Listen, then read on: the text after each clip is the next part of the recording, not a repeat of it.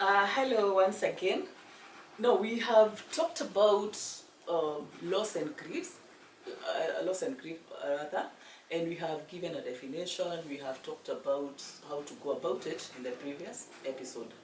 Now, in this episode, we shall talk about how now to cope with the loss and how to cope with the grief that comes after the loss.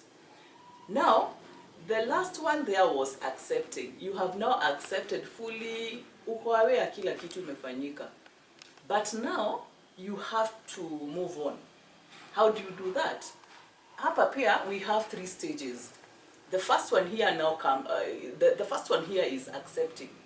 Sasa sio ile accepting tulikuwa nayo pale. Now you have accepted, imefanyika, you cannot reverse, everything now is settled. Once you face a situation that is beyond your control, the best thing to do, and the only option you have here, is to accept. Kwa sababu si imefanyika. Now it's after the funeral, it's after reality, umelipwa final dues, ama pia hukulipwa, depending on what occasion you are getting fired. Relationship imeenda, hata huyu mtu ashaoa mtu mwingine, ukiona tu. Sometimes they didn't even tell you. Mtu ameenda majuu, umesikia tu rumors. See, uta accept. Now, when you accept, it comes with its own difficulties. For example, you have accepted, honestly, hii job imeisha. I no longer have a company car. I'm talking about a situation where maybe the company provided accommodation, it provided transportation, it provided so many privileges. Now they are no longer there. It is now for you to accept. It is time for you to accept that hata kama situation yangu ilikuwa hivi, lazima sasa nita change ndio niweze kuendelea na life. Kwa sababu at the end of the day, life has to go on. You will have to eat, you will have to dress, bills have to be paid.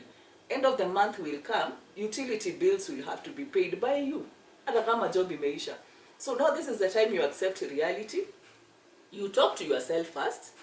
You talk to your immediate people.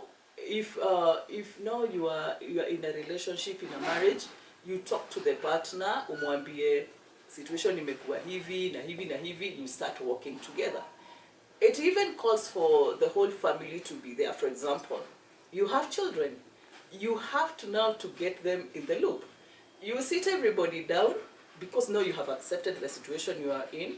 You sit everybody down, you tell them it is ABCD, things have happened, this one now will change, people will have to go to a different school, people will have to adjust, people will have to, you see, moving forward.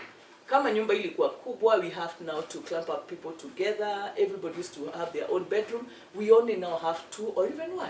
Hiyo yote ni accepting. Once you accept, you are at peace with yourself. Hiyo ndio step ya kwanza. Then, you go to the second one. Actually, they are called the 3 A's. The first one is accepting. The second one is adjusting. Adjusting or adapting. You have to adapt to the new life. You have to do adjustments. For example, the way you used to live kitambo was because somebody was providing ABCD. Huo mtu ndiye amekufa. Life has to go on. You will have to eat. So, hamtakosa kukula juu ule alikuwa analete amekufa.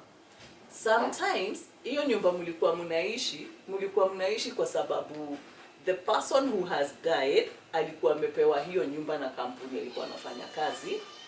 Now that they are gone, hamtapewa hiyo privilege tena. So what do? You have to readjust. You have to adjust in life. You have to adapt to a new way of living. Watoto utahamisha hiyo shule. Ulikuwa unabebwa na gari ya huyu mtu kwa sababu mlikuwa mnapendana. Sasa amekuacha. Alikuwa analipa bill zako, alikuwa anafanya uende places za privilege. Saa hizi you are no longer in that life. You have to adjust your way of living. Sometimes, and especially for ladies, umepata pancha hujawahi change mguu, ule alikuwa na change hayuko, utaendesha gari juu ya pancha.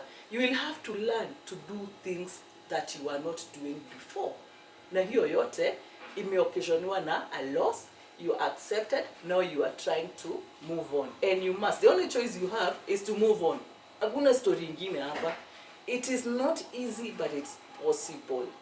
It may not be easy, but it is still possible depending on how you want to do things.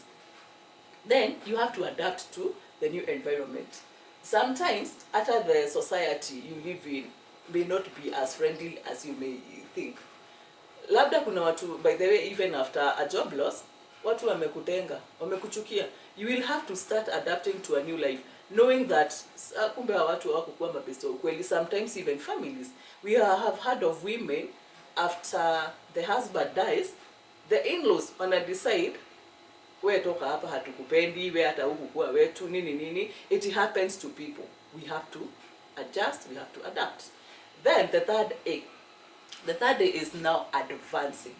You have to advance your life. And especially for people who depended on a person who is no longer in the picture. You depended on a husband or on a wife whose job has come to an end. Amekuwa fired ama kampuni imefungwa. These things happen. So wewe ndio sasa utaanza kuprovide in your own ways. Labda actually you could even be having a very big talent that you knew nothing about. Unaweza kuwa expert na vitu huku kwa unajua unakuanga nazo. So you start advancing that way. Labda umefungua duka, ime-expand haraka sana. Si unaona hata imekusaidia. You didn't know that you are capable of doing things. You didn't know you are valuable. You didn't know you had worth. After a loss, sometimes positivity happens in that way of advancing. Sometimes you need even to go back to school. You go back to do your degree. You had not finished. You finished. Na unapata by the way, kumbe ni mimi nilikuwa nalalia masikio. So sometimes it also comes with a positivity. But it will also be determined by you, the person. Kwa sababu ukikaa hapo ulie milele, ukikaa hapo lamenting, court cases, nini, looking at a closed door, waiting for somebody who has broken up with you, wewe unagoja bado akuje, utapoteza time mingi sana. You advance, you move on. You check, you also now study yourself. Ujiulize, by the way, mimi ni wapi nilienda wrong? Kwa sababu sometimes ni wewe ulikuwa umefunga macho in cases of a broken relationship. When do ulikuwa unafikiria huyu mtu ako into you?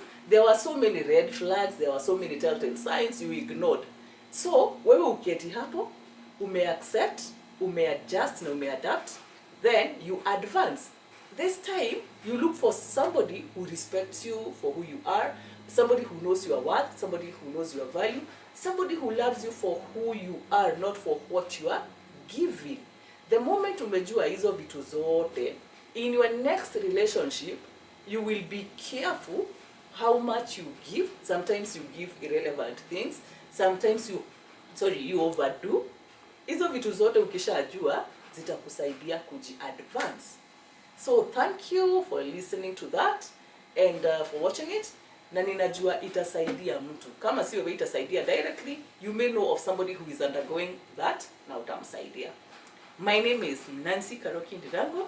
I'm a counseling psychologist. If you want to reach out to me, I'm giving my number. It's 0722 380 95.